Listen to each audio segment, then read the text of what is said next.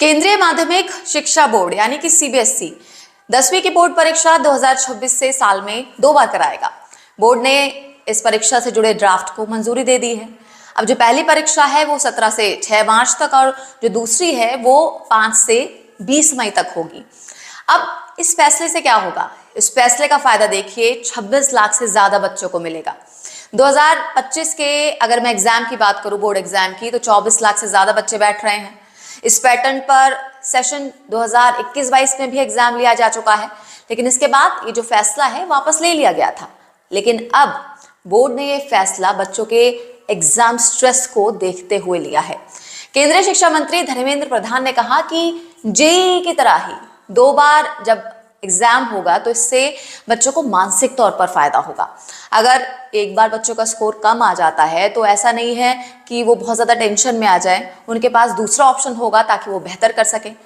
अब देखिए, इस पैटर्न को लेकर बहुत सारे सवाल आपके दिमाग में होंगे, तो आज मैं इस वीडियो में कोशिश करूंगी कि बहुत ही आसान भाषा में आपको ये समझा सकूं ताकि आपको कोई परेशानी ना हो।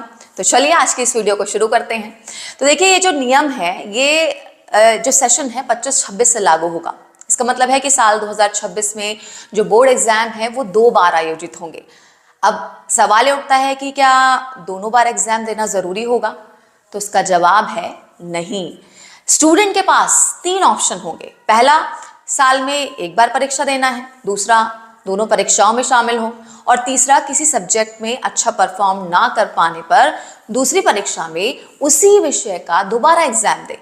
जो स्टूडेंट्स दोनों बार बोर्ड एग्जाम में शामिल होंगे उनका वो रिजल्ट फाइनल माना जाएगा जो कि दोनों में से बेहतर होगा।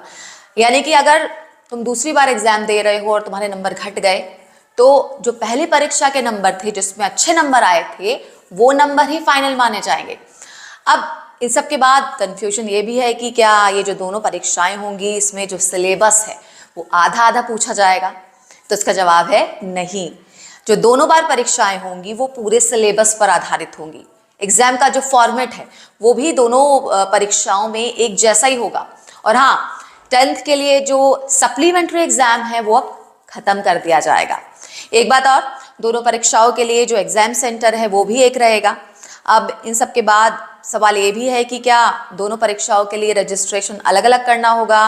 क्या फीस भी 2 बार लगेगी? तो देखिए, इसका जवाब है नहीं। दोनों परीक्षाओं के लिए जो रजिस्ट्रेशन है वो एक ही बार करना होगा। हालांकि अगर 2 बार परीक्षा देने का ऑप्शन आप चुन रहे हैं तो जो दोनों की फीस है वो एक साथ ले ली जाएगी। लेकिन हाँ, प्रैक्टिकल और जो इंटरनल एग्जाम है वो एक ही बार होंगे। ये जो है पहले की तरह ही दिसंबर से